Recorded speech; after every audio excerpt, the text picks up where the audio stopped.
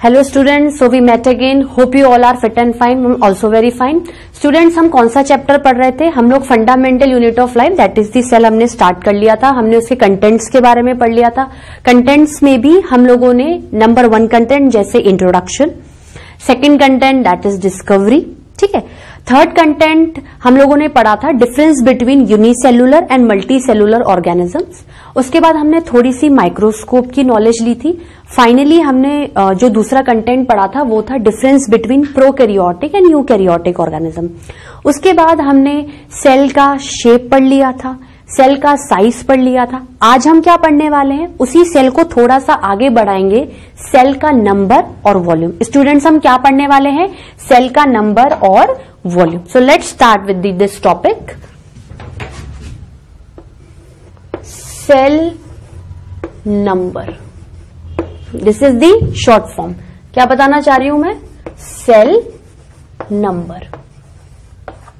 आपके हिसाब से अगर मैं यूनिसेलुलर की बात करूं तो बहुत इजीली आप जवाब दे दोगे, क्योंकि मैम एक यूनिसेलुलर ऑर्गेनिज्म का मतलब होता है पूरी बॉडी एक ही सेल की बनी हुई है. वो एक ही सेल उसका स्ट्रक्चर भी रिप्रेजेंट कर रहा है और जो भी वाइटल एक्टिविटीज उसे करनी है वो एक ही सेल करेगा. मतलब अगर नंबर के रेस्पेक्ट में बात करूं तो नंबर के रेस्पेक्ट में एक ही नंबर है सेल का. सेल का नंबर क्या है? एक ही है. लेकिन एज वी नो कि हमारे पास मल्टी सेलुलर ऑर्गेनिजम्स भी हैं. जैसे आप सबको ले लो, मुझे ले लो या किसी को भी ले लो, ठीक है. मेरी बॉडी में एक से ज्यादा नंबर के सेल्स हैं. क्या है? एक से ज्यादा नंबर के सेल्स हैं, ठीक है. अब कितने होंगे? ठीक है, तो रिसर्च के अकॉर्डिंग देखा गया है कि एक पर्टिकुलर ह्यूमन बीइंग को उठा लें. अगर एक पर्टिकुलर ह्यूमन बीइंग को उठा लें, जैसे मुझे उठा लो आप, ठीक है ना, आप तो मुझे एग्जांपल लेके चला करो. मेरी बॉडी में कितने सेल्स के नंबर होंगे? आप खुद सोच के बताओ कितने होंगे. आपके हिसाब से कितने होने चाहिए मेरी बॉडी में सेल्स के नंबर? 5000. चलो, I am giving you options. 5000, 1 lakh, 1 million और बिलियन. अब आप बताइए. मैं I am going to give you some options. I have already given the 4 options. जैसे थाउजेंड्स में हो गया, लैक्स में हो गया, मिलियंस में होगा या बिलियंस में हो गया. अब बताओ आपके हिसाब से मैं जो एक ह्यूमन बीइंग हूं मल्टी सेलुलर, मेरी बॉडी के अंदर कितने सेल्स होने चाहिए? मेरी बॉडी में देखा जाए तो इन्फिनिटी सेल्स होंगे. क्या होंगे? इन्फिनिटी. क्या होंगे? Infinity. Infinity number of cells. Infinity का मतलब क्या होता है? अनगिनत. यहां पर सेल्स है, एक सेल आया, डिवाइड होता जा रहा है, होता जा रहा है, दिन ब दिन होता जा रहा है, नॉन स्टॉप वर्किंग हो रही है सेल्स की. इसी तरीके से बॉडी के हर एक छोटे से पार्ट को भी आप कंसिडर करोगे तो एक सेल क्या करेगा?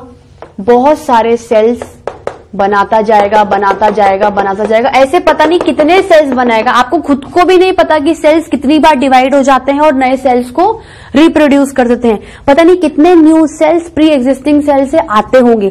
मतलब जो विर्चो ने थ्योरी दी थी वो एकदम करेक्ट थ्योरी दी थी, ठीक है. तो लेकिन फिर भी अगर थोड़ा सा रिसर्च पॉइंट ऑफ व्यू से देखें या कभी कोई एग्जामिनेशन पॉइंट ऑफ व्यू से देखें तो ऐसा देखा गया है कि एक ह्यूमन बीइंग में ट्रिलियंस ऑफ सेल्स होते हैं. कितने सेल्स होते हैं? कितने नंबर होंगे स्टूडेंट सेल्स के? Trillions of cells. और मैथमेटिकल एक्सप्रेशन में बोलूं तो 10⁻14. कितना? 10⁻14. तो लिखते हैं इसको इन human being. In human being.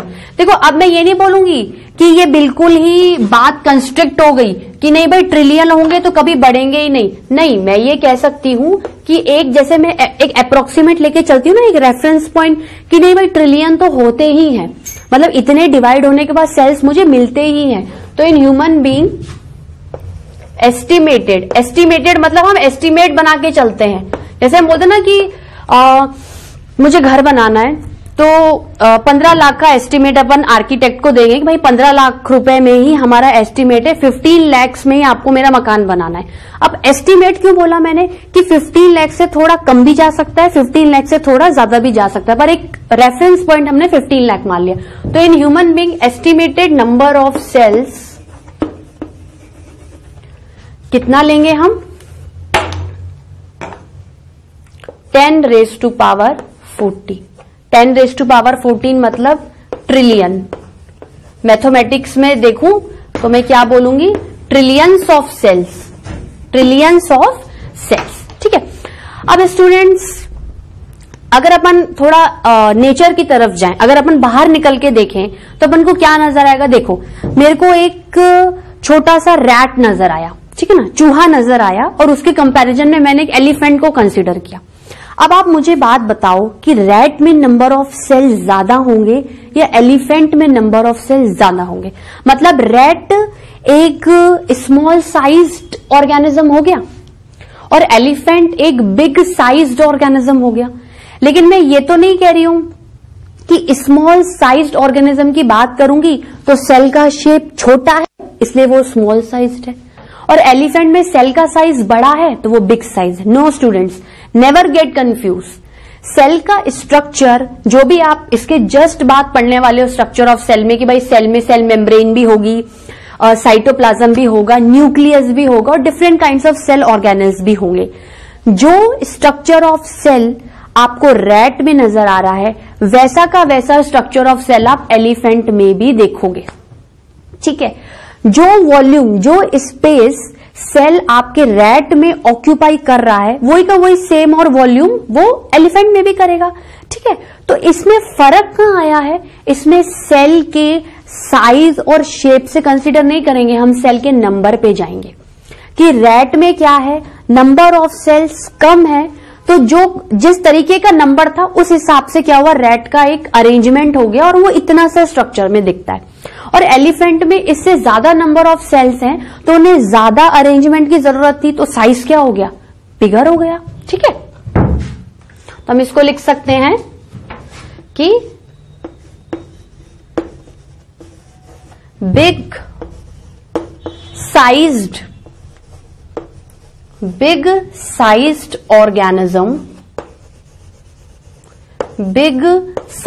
Organism more number of cells. लिख सकती हूं students, big sized organism more number of cells, और उसी के अपोजिट में लिख दूंगी small sized organism, small sized organism. इसमें क्या लिखूंगी student, lesser number of cells. Concentrate on this number, concentrate on this number,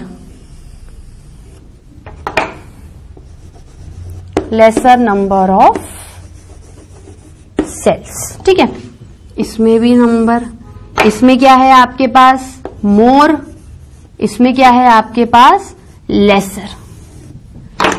ज्यादा सेल्स डाल दो बड़ा ऑर्गेनिज्म बन जाएगा, कम नंबर ऑफ सेल्स डाल दो छोटा ऑर्गेनिज्म बन जाएगा, लेकिन स्ट्रक्चर ऑफ सेल क्या होगा, सेम ही होगा। रैट के अंदर जो सेल मेम्ब्रेन दिखेगी वो एलिफेंट में भी दिखेगी, जो न्यूक्लियस रैट में दिखेगा वो एलिफेंट में भी दिखेगा, जो सेल ऑर्गेनल्स रैट में दिखेंगे वो एलिफेंट में भी दिखेंगे। सिर्फ difference we can consider in the point of view of number. ठीक है स्टूडेंट्स, ये क्या क्लियर हुआ आपका, सेल नंबर। अब अगर अपन सेल वॉल्यूम के बारे में बात करें, ठीक है, जो हम पॉइंट्स ले रहे थे size, shape, number and volume, उसमें लास्ट स्टार्ट करते हैं। तो अब मैं कंसीडर करूं सेल का वॉल्यूम। क्या कंसीडर कर सकती हूं स्टूडेंट्स में, सेल का वॉल्यूम। अब आप बोलोगे मैम आप बायोलॉजी में बहुत ही ज्यादा ना फिजिक्स इन्वॉल्व कर देती हो, वॉल्यूम का मतलब क्या होता है। देखो वॉल्यूम का मतलब क्या हो सकता है कि ये एक सेल है, ये सेल नंबर 1 हो गया, ये सेल नंबर 2 हो गया और ये सेल नंबर 3 हो गया। ठीक है, अब मान लो कि ये आपके ब्रेन के सेल्स हैं। किसके सेल्स है स्टूडेंट्स, ब्रेन सेल्स है। ब्रेन सेल्स मतलब ये आप कंसिडर कर लो, ये न्यूरॉन नंबर 1 है, ये न्यूरॉन नंबर 2 है, ये न्यूरॉन नंबर 3 है। आप इसको सिंपल वे में क्या बोल सकते हो, न्यूरॉन बोल सकते हो स्टूडेंट। अब मैं कह रही हूं कि ये जो न्यूरॉन नंबर 1 है, ये जो न्यूरॉन नंबर 1 है ये कैट में है, बिल्ली में है। ठीक है, ये जो न्यूरॉन नंबर 2 है ये डॉग में है। ठीक है, और ये जो न्यूरॉन नंबर 3 है ये मेरे में है। आप तो मुझे उठा लिया करो हमेशा एग्जाम्पल में। ये मान लो कि ये अपना मैम में है, ठीक है। देखो ह्यूमन बींग्स तो सारे ही हैं, मल्टी सेलुलर भी हैं, तो अपन इसको कंसिडर करेंगे ये मेरे में मैम में है, ठीक है, माइंड। अब आप मुझे एक बात बताओ कि ये जो न्यूरॉन है, न्यूरॉन का वॉल्यूम कैट में कितना होगा? वॉल्यूम का मतलब है सेल कितनी जगह घेर के बैठा हुआ है, कितनी स्पेस चाहिए उसको एक्यूमुलेट होने के लिए। आप बोलोगे मैम कि न्यूरॉन को भी उतनी ही जगह चाहिए कैट में, डॉग में भी उतनी ही जगह चाहिए और मेरे में भी उतनी ही जगह चाहिए, ठीक है। लेकिन फिर भी कैट का साइज अलग है क्योंकि उसमें नंबर अलग है, डॉग का साइज अलग है क्योंकि उसमें नंबर अलग है, और मेरा तो साइज अलग है क्योंकि नंबर अलग है। तो ले दे के पॉइंट इससे कोरिलेट होता है कि सेल का वॉल्यूम, सेल का स्ट्रक्चर या फंक्शन सारे ऑर्गेनिज्म में एक ही होगा, सिर्फ वो छोटे बड़े, small size, large size, long size, bigger size, smaller size, उनके कितने सेल्स के नंबर एक्यूमुलेट है उस पर डिपेंड करेगा, ठीक है। So we can say this कि same in all respects, same in all respects in various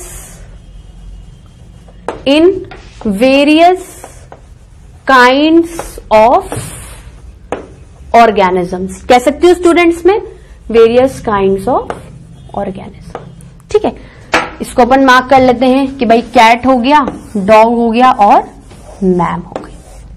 इन तीनों में क्या हो जाएगा? इन तीनों में आपका सेम वॉल्यूम रहेगा। इसमें क्या रहेगा स्टूडेंट्स? आपका सेम वॉल्यूम रहेगा। सो क्लियर स्टूडेंट्स, कल आपने साइज और शेप पढ़ लिया था, आज अपन ने सेल का नंबर और वॉल्यूम कर लिया। इसको नोट डाउन करिए स्टूडेंट्स। अभी तक हमने क्या क्या पढ़ लिया है? हमने सेल की काफी हद तक स्टडी कर ली है, ठीक है। अब हम क्या पढ़ेंगे? अब हम इस चैप्टर का फंडामेंटल यूनिट ऑफ लाइफ के सेल का बहुत ही इंपॉर्टेंट टॉपिक डिस्कस करने वाले हैं। वो क्या है? Structure of cell. लेकिन आप भी बोलोगे मैम क्या आप हमेशा बोरिंग पढ़ाती रहती हो। आज अपन क्या करेंगे? सेल के स्ट्रक्चर को पढ़ने से पहले एक बहुत अच्छी और सिंपल एक्टिविटी करेंगे नहीं, मतलब उसको अपन कोई डेमोन्स्ट्रेशन या प्रैक्टिकली नहीं बताऊंगी, लेकिन मैं आपको इस तरीके से समझाऊंगी कि अगर उस एक्टिविटी को आप अपने लेबोरेटरी में या स्कूल्स में करोगे तो जो मैं आपको थ्योरी में बताना चाहती हूँ वो प्रैक्टिकल में आपको एट अ ग्लांस इंस्टेंट समझ में आएगा, ठीक है। तो सबसे पहले अपन जो पढ़ने वाले हैं उसके बारे में हेडिंग डालते हैं, स्ट्रक्चर। स्टूडेंट्स क्या पढ़ने वाले हैं हम? Structure of cell. क्या पढ़ने वाले हैं स्टूडेंट्स? हम स्ट्रक्चर ऑफ सेल पढ़ने वाले हैं, ठीक है। स्ट्रक्चर ऑफ सेल को समझने से पहले हम एक एक्टिविटी करेंगे, बहुत ही सिंपल एक्टिविटी करेंगे, आपको थ्योरेटिकल बेस से बताऊंगी। उस एक्टिविटी में ये देखा जाए तो हम एक्सपेरिमेंट ही करेंगे, ठीक है। एक्सपेरिमेंट हम किस पे करेंगे? हम करेंगे प्याज पे। प्याज मतलब अनियन पे करेंगे, ठीक है। तो स्ट्रक्चर ऑफ सेल को समझने के लिए हम एक एक्सपेरिमेंट कंडक्ट करवाएंगे। उस एक्सपेरिमेंट का नाम होगा, उस एक्सपेरिमेंट का क्या नाम होगा? I am written in bold letters. उस एक्सपेरिमेंट का नाम होगा अनियन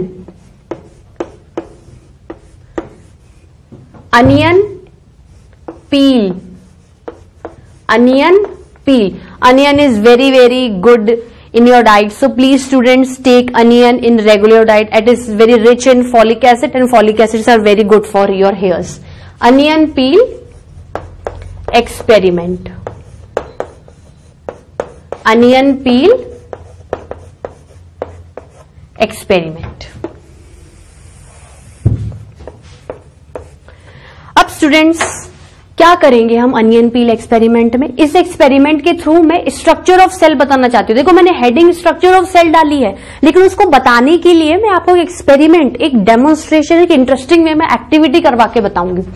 क्या करना है आपको? टेक अनियन, ठीक है। एक प्याज ले लीजिए।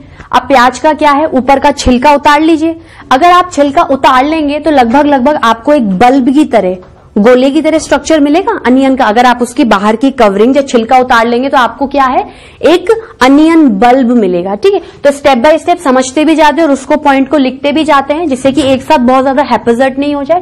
पहले आप क्या करोगे, टेक वन अनियन। क्या करोगे आप, टेक वन अनियन। एक अनियन उठा लिया, एक प्याज उठा लिया, रिमूव, क्या करो आप, रिमूव इट्स आउटर कवरिंग। मैं लिखूंगी नहीं पर सिंपल भाषा में बताऊंगी तो क्या करूंगी, ऊपर का छिलके को क्या करना है, आपको पील आउट कर देना है, हटा देना है। तो आपके पास क्या बचेगा, you have now onion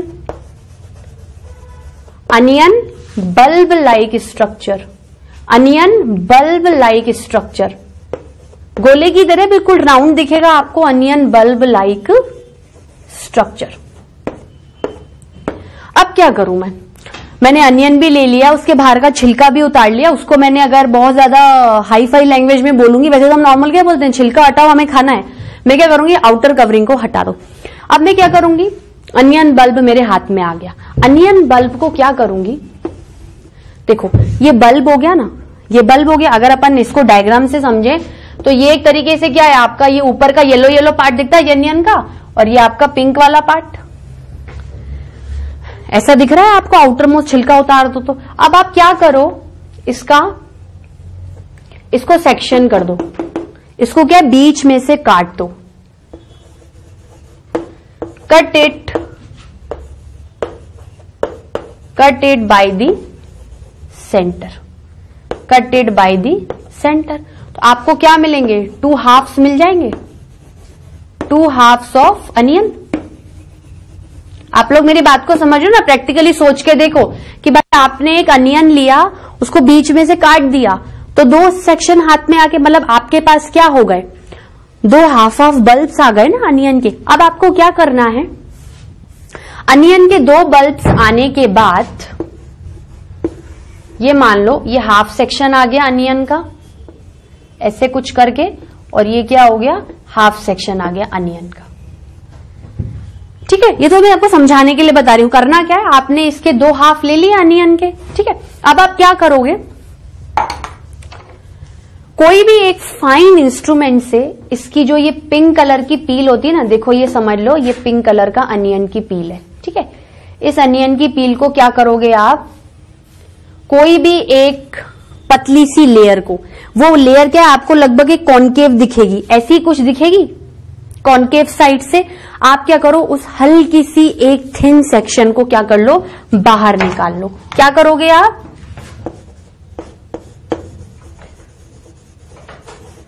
through fine instrument,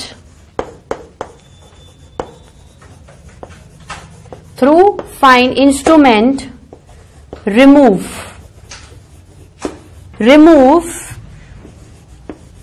any one, कोई सी भी एक हाफ से उठाकर आप निकाल सकते हो, remove any one thin layer of onion bulb from its concave side, जो पूरा ऐसे अंदर की तरफ घुमा हुआ है, वहां से आपको क्या है, फाइन इंस्ट्रूमेंट से एक पतली सी लेयर को, पील को बाहर निकालना है। Thin layer of onion bulb from concave side, इसमें जो जो भी इंपॉर्टेंट पॉइंट्स है हम मार्क कर सकते हैं, कॉनकेव साइड। ठीक है, जिससे कि आपको ये चीज याद में रहेगी। ठीक है, क्या कर लिया, अनियन बल्ब उठा लिया, अनियन बल्ब को बाहर की कवरिंग हटा दी उसकी, उसके बाद उसको बीच में से काट दिया, 2 बल्ब आ गए, 2 बल्ब में से कोई भी एक बल्ब उठा लो और कॉनकेव साइड से पतले से फाइन इंस्ट्रूमेंट से एक पतली सी लेयर अनियन की बाहर निकालो। अब क्या करोगे आप, क्या करना चाहिए आपको, आप उस थिन लेयर ऑफ अनियन पील को क्या करोगे, एक्सपेरिमेंट करोगे। अब आप रिकॉल करो, अपने लेबोरेटरी के सारी चीजें रिकॉल करो। आप बोलोगे मैम एक स्लाइड उठाऊंगा, अगर मुझे अनियन पील के बारे में देखना है, उसके अंदर कुछ देखना है और स्ट्रक्चर ऑफ सेल को पढ़ना है, तो मैं क्या करूंगी, उस थिन लेयर को उठाऊंगी, थिन लेयर को ग्लास स्लाइड पे रखूंगी, उस पर कुछ लगाऊंगी केमिकल, जिसको मैं बड़ी अच्छी से बोलती हूँ कि मैं स्टेन करूंगी, और उसके बाद उसे माइक्रोस्कोप में क्या करूंगी, पढ़ूंगी। ठीक है, तो मैं क्या करूंगी, put the onion peel, put the onion peel on the glass slide, put the onion peel on the glass slide. देखो ये एक ग्लास स्लाइड होती है रेक्टेंगुलर शेप की। आप क्या करोगे, जब अनियन पील को हटाओगे, पील को मान लो पिंक कलर की, ऐसे पतली सी पील आएगी आपके पास थिन सेक्शन में। अभी तो मैं थोड़ा सा आपको खुल के बता रही हूं। आपने उस अनियन पील की एक थिन स्लाइस को क्या कर दिया, ग्लास स्लाइड पर रख दिया।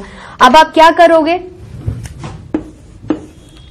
फिर क्या करोगे आप, देखो कोई भी चीज अगर हमें डिफरेंशिएट करके देखनी है, डिफरेंशिएट करके मतलब कोई भी स्ट्रक्चर देखेगा, ये पोर्शन इस कलर का दिखे तो मैं अलग से डिस्टिंग्विश कर पाऊंगी, ये पोर्शन इसका दिखे तो मैं अलग से डिस्टिंग्विश कर पाऊंगी। उसके लिए मैं क्या करूंगी, कलर चढ़ाऊंगी। कलर चढ़ाने का मतलब क्या, ये तो बहुत लेमन लैंग्वेज हो गई, कॉमन लैंग्वेज हो गई। एज ए बायोलॉजिस्ट में क्या बोलूंगी, मैं इस थिन लेयर ऑफ अनियन पील को क्या कर दूंगी, कलर्ड कर दूंगी, स्टेन कर दूंगी। ठीक है, अब मैं क्या करूंगी,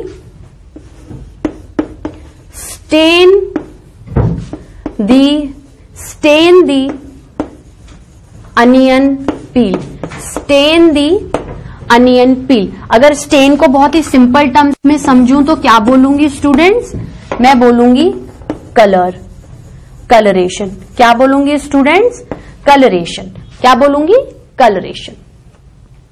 अब मुझे कलरेशन से क्या होगा, देखो कलरेशन से हो सकता है कि कलर उड़ जाए, ऐसा भी तो हो सकता है कि कलर उड़ गया। अब अगर कलर उड़ जाएगा तो आपको अंदर के कंटेंट डिस्टिंग्विश नहीं कर पाओगे, तो आप क्या करोगे, प्रोटेक्शन के लिए क्या करोगे, कुछ कवरिंग दोगे। I will cover that stained onion peel on the glass side by the covered slip. अभी जब आप लेबोरेटरी में जाओगे ना, एक एक चीज आप उठा के करना, आपको सब कुछ समझ में आएगा। ठीक है,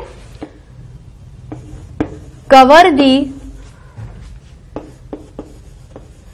दी stained onion peel, cover the stained onion peel by the cover slip।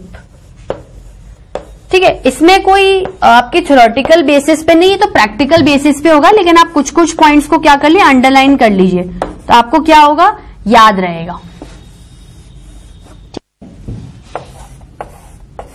क्या क्या किया हमने, अनियन बल्ब उठाया, काटा, पील उठाई, उसको ग्लास स्लाइड पे डाला, फिर स्टेन किया और कवर स्लिप लगाया। स्टूडेंट्स इतना नोट करिए, फिर मैं आपको बताती हूँ आपको स्ट्रक्चर ऑफ सेल में क्या नजर आएगा।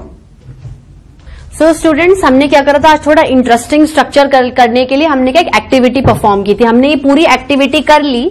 आप इस एक्टिविटी को जब अपने लेबोरेटरी में करेंगे तो आपको जो स्ट्रक्चर ऑफ सेल में बताना चाहती हूँ वो एकदम क्या हो जाएगा, क्लियर हो जाएगा। अब देखो, मैंने अनियन को ले लिया, अनियन की पील को स्टेन कर लिया, ग्लास स्लाइड पे डाल लिया, ग्लास स्लाइड को कवर स्लिप में कर लिया। ठीक है, अब मैं क्या करूंगी, अब मैं इसे माइक्रोस्कोप में देखूंगी। भाई ले देखिए, मुझे इतना फाइन स्ट्रक्चर अगर अनियन में सब कुछ दिख रहा होता तो मैं इतना बड़ा एक्सपेरिमेंट एक्टिविटी क्यों परफॉर्म करती। मैं क्या करूंगी, मैं इसको माइक्रोस्कोप के अंदर विजुअलाइज करूंगी।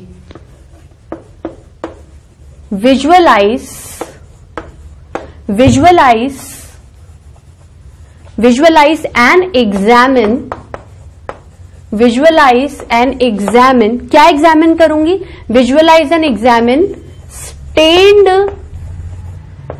stained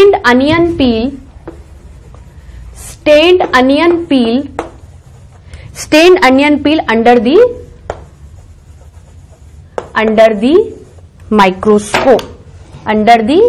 microscope।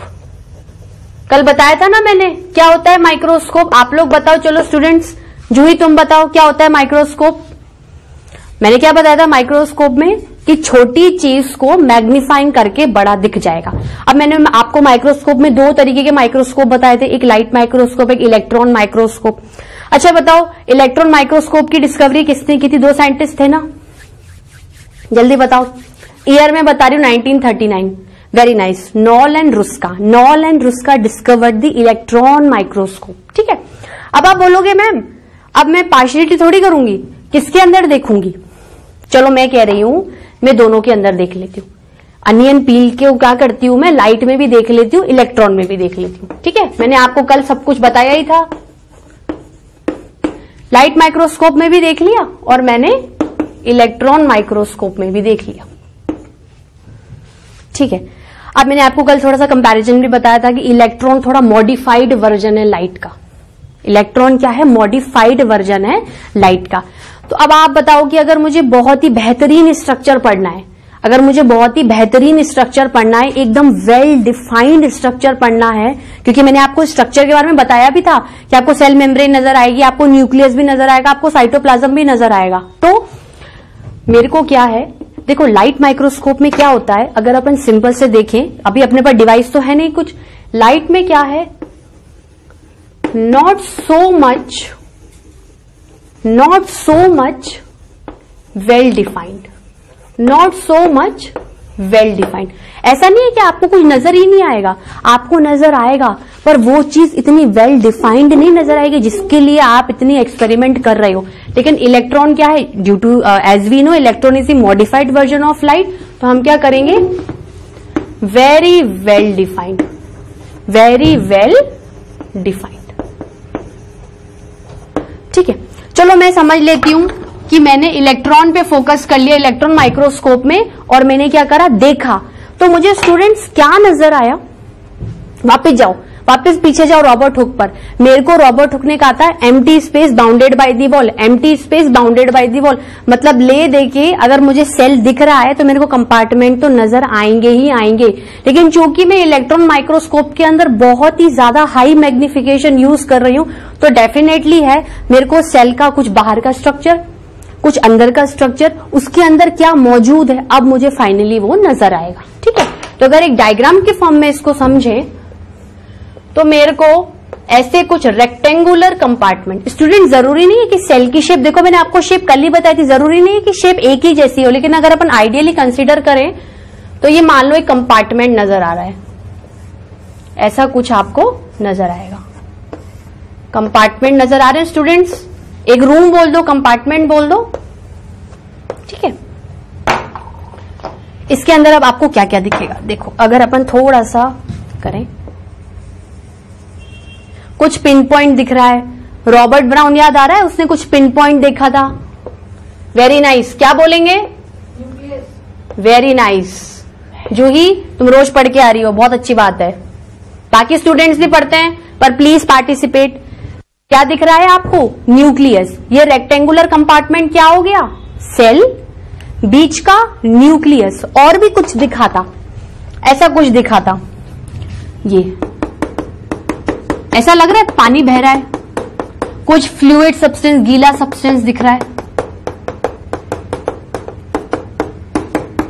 ठीक है, ठीक है, तो अपन क्या कर सकते हैं, इसको बोल सकते हैं कि ये आपका, ये पूरा क्या है आपके पास, सेल हो गया। ये आपके पास सेल मेम्ब्रेन मान लो, ठीक है, सेल मेम्ब्रेन मान लो या फिर सेल वॉल मान लो।